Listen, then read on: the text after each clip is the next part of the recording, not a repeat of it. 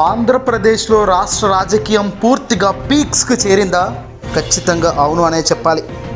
ఇటీవల దేశ ప్రధాని నరేంద్ర మోదీ ఏపీలో రాజమండ్రి అనకాపల్లి సభా వేదికగా కూటమి సభలకు ఆయన హాజరు కావడం, ఇష్టం వచ్చినట్టుగా జగన్మోహన్ రెడ్డి గారిని పేరెత్తలేదు కానీ వైసీపీ ప్రభుత్వంపై ఉన్నది లేనిది అంతా కూడా మాట్లాడడం అంతా చూసాం. ఇక తాజాగా జగన్మోహన్ రెడ్డి గారు సైలెంట్గా ఉంటున్నారు, మనకేం కాదు ఇబ్బందే లేదనుకున్నారో ఏమో కానీ ఇటీవల దేశ ప్రధాని చేసిన వ్యాఖ్యలకు గాను తాజాగా ముఖ్యమంత్రి జగన్మోహన్ రెడ్డి గారు ఈరోజు గాజువాక వేదికగా అద్దిరిపోయేలా చెంప మాదిరిగా కొట్టిన మాదిరిగానే రియాక్షన్ ఇవ్వడం జరిగింది.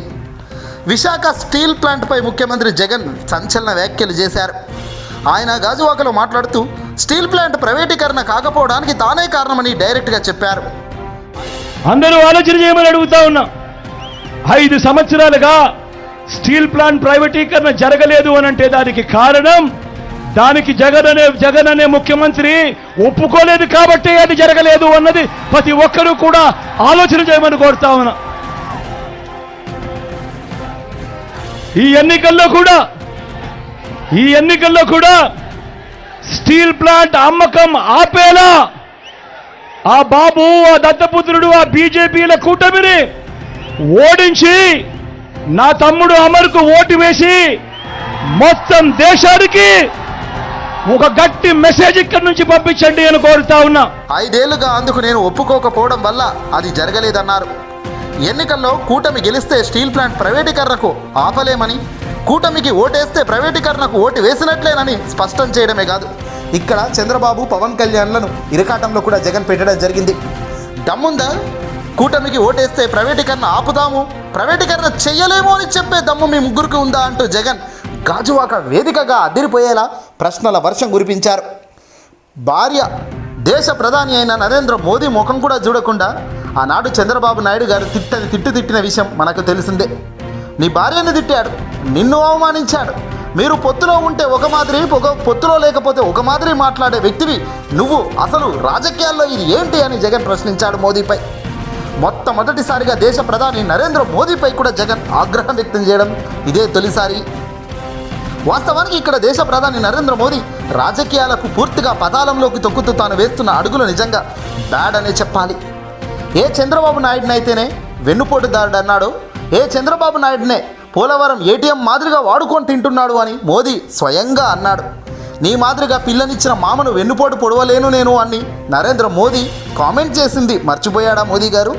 బహుశా ఇప్పుడు కూటమిలో జతకట్టాడు కాబట్టి ఆయనను భజన చేస్తున్నాడు. ఆయన కన్నా గొప్ప నాయకుడే లేడు అంటూ పోజులు కొడుతున్నారు.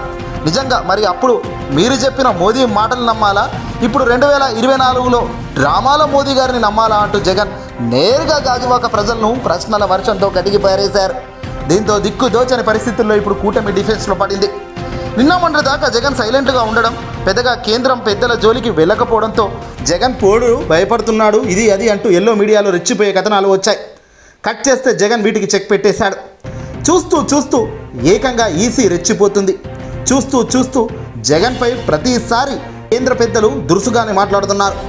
ఎన్నికలు దగ్గరకు వస్తున్న నేపథ్యంలో వాళ్ళు డోసు పెంచుతుంటే ఇక జగన్ ఎందుకు ఊరుకుంటారు? ఖచ్చితంగా ఊహించని షాక్ ఇవ్వక తప్పదు అన్నట్టుగానే తాజాగా ఈ దెబ్బ కొట్టాడు. స్టీల్ ప్లాంట్ అమ్మకానికి ఆమోదం తెలిపినట్టే వాళ్లకు ఓటు వేస్తే అని జగన్ కరాఖండిగా చెప్పారు. ఒకటే అనిపించింది, రాజకీయాలలో ఇదే చంద్రబాబు, ఇదే దత్తపుత్రుడు, అటు మోడీ గారిని అప్పట్లో అటు మోడీ గారు ఇదే చంద్రబాబు గురించి గత ఎన్నికల ముందు ఏమన్నారో ఒక్కసారి గుర్తుకు తెచ్చుకోండి అని మిమ్మల్ని అందరినీ కూడా కోరుతా ఉన్నా. విశాఖ రైల్వే జోన్కు భూములు మేము ఇచ్చినా కేంద్రం తీసుకోలేదని, మోదీ, చంద్రబాబు, పవన్ కళ్యాణ్ కలిసి డ్రామాలు ఆడుతున్నారు ఏపీలో అని జగన్ గట్టిగానే ఇచ్చి పారేశారు. దీంతో ఒక్కసారిగా అంతా కూడా కంగు తిన్నారు. జగన్మోహన్ రెడ్డి గారు మొదటి నుంచి చెప్తున్నది అది, చంద్రబాబు జిమ్మిక్కులు చేస్తున్నాడు, చంద్రబాబు ఆడే ఆటల్లో పడకండి అని మొదటి నుంచి జగన్ చెబుతూనే ఉన్నారు. కానీ రాజకీయాలు ఏ స్థాయికి వెళ్ళాయంటే చివరికి పక్కన ఉంటే ఒక మాదిరిగా, పక్కన లేకపోతే ఇంకో మాదిరిగా మాట్లాడుతున్న నరేంద్ర మోదీ మాటలను అప్పుడు ఇప్పుడు అనే బేరేజ్ కూడా ఇప్పుడు జగన్ వేసేశాడు. నిజంగా దేశ ప్రధాని నరేంద్ర మోదీ చంద్రబాబును పిచ్చిగా తిట్టాడు, చంద్రబాబు మోదీని పిచ్చిగా తిట్టాడు. కానీ ఇప్పుడు వీళ్ళిద్దరూ దేశానికి చాలా గొప్ప వ్యక్తులట. ప్రపంచం మొత్తం ఏపీలోనే నాశనం అవుతుంది అన్నట్టుగా వాళ్ళ మాటలు ఉన్నాయి. జగన్ వచ్చాకే ఆంధ్రప్రదేశ్ తలసరి ఆదాయం ఏ రకంగా పెరిగిందో వాళ్ళే కదా పార్లమెంట్ సాక్షిగా చెప్పారు. మరి ఇప్పుడు జగన్ను అప్పుల పాలైందని నిన్న అన్నాడు మోదీ. నిజానికి జగన్ మోహన్ రెడ్డి గారు అప్పులు చేసిందెంత, చంద్రబాబు గారి హయాంలో అప్పులు చేసిందెంత అని చూస్తే మాత్రం నోరు తెరిచాం. నిన్నే దీనికి సంబంధించిన ఒక వీడియో కూడా మనం విడుదల చేయడం జరిగింది. జగన్మోహన్ రెడ్డి గారు 4 ఏళ్లలో 2023 మార్చి దాకా చూసుకుంటే 1,77,500 చిల్లర లక్షల కోట్లు అప్పులు జగన్ చేస్తే 2,64,000 కోట్లు చంద్రబాబు కేవలం 5 ఏళ్లలో చేశాడు. మరి జగన్మోహన్ రెడ్డి గారి కంటే 86,000 కోట్లు ఎక్కువ డబ్బును చంద్రబాబు అప్పు చేసినప్పటికీ డీబీటీ కానీ నాన్ డీబీటీ కానీ పేదలకు పంచింది ఎంతయ్యా అంటే ఒక్క రూపాయి లేదు. మరి ఇవన్నీ ఎవరి జేబులోకి పోయాయి, ఎవడు తిన్నాడు అంటే మాత్రం సమాధానం లేదు. బహుశా దేశ ప్రధాని మోదీ అయినా దీనికి సమాధానం చెప్పుంటే బాగుండేది. రేపు కూడా దేశ ప్రధాని మోదీ పర్యటన ఉంది కాబట్టి చూద్దాం మరి మోదీ ఏం చెబుతాడో. ఇక్కడ ముందుగా జగన్ గారి ధైర్యానికి, గట్స్కి హ్యాట్స్ ఆఫ్ అని చెప్పాలి. దేశ ప్రధాని అని భయపడతాడు అనుకున్నారు అందరూ. మోదీ గారిని విమర్శించడు అని అనుకున్నారు అంతా. కానీ తప్పు అని తెలిస్తే తప్పు అని చెప్పడానికి వెనకడుగు వెయ్యను అనేటట్టు జగన్ ఈరోజు గాజువాక సభలో నిరూపించడం జరిగింది. ఎందుకు అసలు ఈ కూటమి చెప్పలేకపోతున్నారు అంటూ జగన్ ప్రశ్నల వర్షం కురిపించారు. ముగ్గురు కలిసి అసలు ప్రజలకేం చెప్తున్నారయ్యా అంటూ ఆయన డైరెక్ట్ అనేశాడు. మీ ముగ్గురు కలిసి జతగట్టి అసలు ప్రజలకు ఏమైనా ఉపయోగం ఉందా అంటూ ఆయన ప్రశ్నించారు. విశాఖ స్టీల్ ప్లాంట్ ప్రైవేటీకరణ జరగదు, ఆపేస్తున్నాము అని ముగ్గురు ఏదైనా దమ్ముందా ప్రకటించేదానికి అన్నారు. ఏపీకి ప్రత్యేక హోదా తెస్తాము, ఖచ్చితంగా ఇస్తాము అని ప్రకటించే దమ్ము మీకుందా అని జగన్ ప్రశ్నించారు. విభజన చట్టంలోని హామీలను అమలు చేసి ఆంధ్ర రాష్ట్రంను అగ్రస్థానంలో నిలబెట్టేందుకు కృషి చేస్తాము అని చెప్పే ధైర్యం మీ ముగ్గురుకుందా అని జగన్ ప్రశ్నించారు.